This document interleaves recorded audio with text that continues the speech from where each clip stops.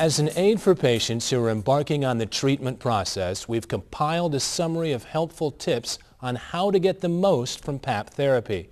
Your healthcare team will check on your progress many times, especially early on.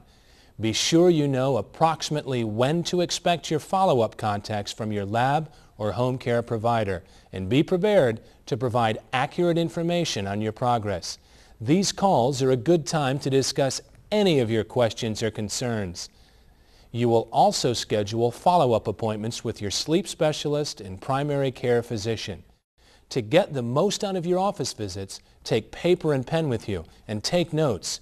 Be sure that you ask questions about anything that you don't understand. If you worry that you will not be able to capture all of the information, consider having a friend or family member go with you. While you're at home, make note of your sleep habits, PAP therapy use, and any residual symptom you have. For example, are you still sleepy when you wake up? How about later in the day? Do you have increased energy? Is there a particular time or circumstance when you have trouble tolerating your PAP therapy?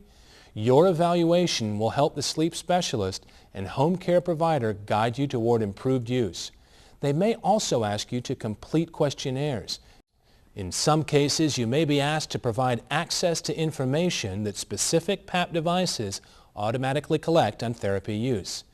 This information, as well as your feedback, helps them evaluate how you are using and responding to therapy. Good information about your progress can help your healthcare team develop specific strategies that will benefit you. By becoming an active participant in your treatment team, you will learn how to accept, tolerate, and respond to PAP more quickly, and begin enjoying the full benefits of effective therapy. For many people, the first few weeks adapting to positive airway pressure are the most challenging. So I asked our panel of OSA patients to share their experiences.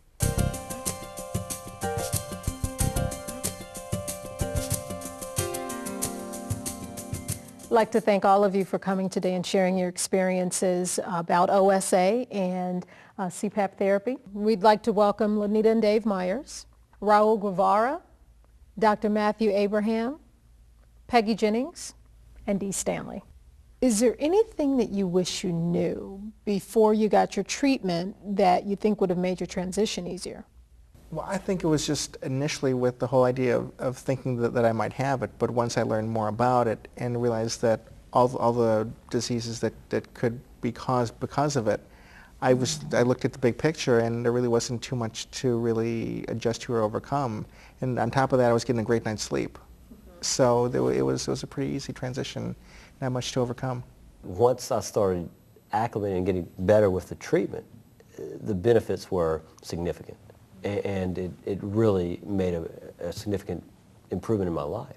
Some people adapt quicker than others, but I think that's one thing. If you just think about it, that you woke up and it's on the floor, that's not necessarily mean you can't wear the therapy. It means pick it up, put it back on, and as we'll say, Matt uses a word we tend to use it all the time, acclimate. You got to acclimate to therapy. I was concerned only in the sense of a machine coming to the house. Machine makes it appear noisy. Okay, and that was not the case. The machine is actually, it is a hum, and it's white noise. And I am a very light sleeper, as I mentioned before, and it was very easy to adapt to.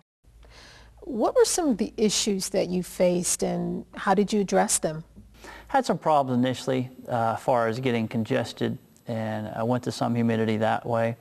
And where we live in the East Coast, you tend to, wintertime, you might need a little more moisture than you do in the summertime. In the summertime, we do get some nice humidity, and I can go without adding the heat or even the humidifier sometimes. In his first few weeks of therapy, he would go to sleep with it on, and 3 o'clock, 4 o'clock in the morning, he'd rip it off. It would be laying on the floor. Sure.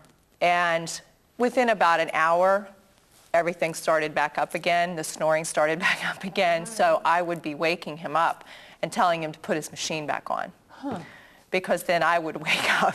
I am a flipper. I flip, I never lay one position. I'm flipping all night long. And I cannot imagine how in the world am I going to have this mask on with the tube, a hose going one place, the machine is another place? I said, the machine will be in the bed with me. The hose will be probably at the foot of the bed. Well, I was so wrong. I can flip, flop every way I want with the machine, with the mask, with everything. Nothing moves but me. I was going into like about 2 to 3 weeks of using the CPAP, and I started snoring again. So it bumped up to a 10, and you could tell the difference right away. Going from a 9 to 10, there was a significant difference, and I felt that much better once it really kicked in and I was using it at a 10. Sinus infections are a common problem that occur throughout society, and this is something that can actually affect the way we tolerate our treatment. And it's actually important sometimes to treat those infections to allow you to use the equipment easier. Now, one of the catches about this, which is neat, is that if you use the heated humidified air on the CPAP, well, that can actually sometimes alleviate the symptoms in itself because the moisturized air can decrease some of the inflammation in the processes. I mean, I cannot literally remember the last time I had a cold or a sinus infection or a sinus headache, or I think it's because I'm breathing in that contained environment. It's great. For the person that has it, think of the outcome, think of the result. All right, don't think of the nuisance, the minor irritations, the problems. Think about what disease could you be fortunate enough to be diagnosed with that all I have to do is at night put a mask on my face. Okay, it's not something I got to take significant medication. It's not something that I have to worry about dying from if I wear my therapy. This can not only make your life come back, it can prevent you from having a difficult life down the road.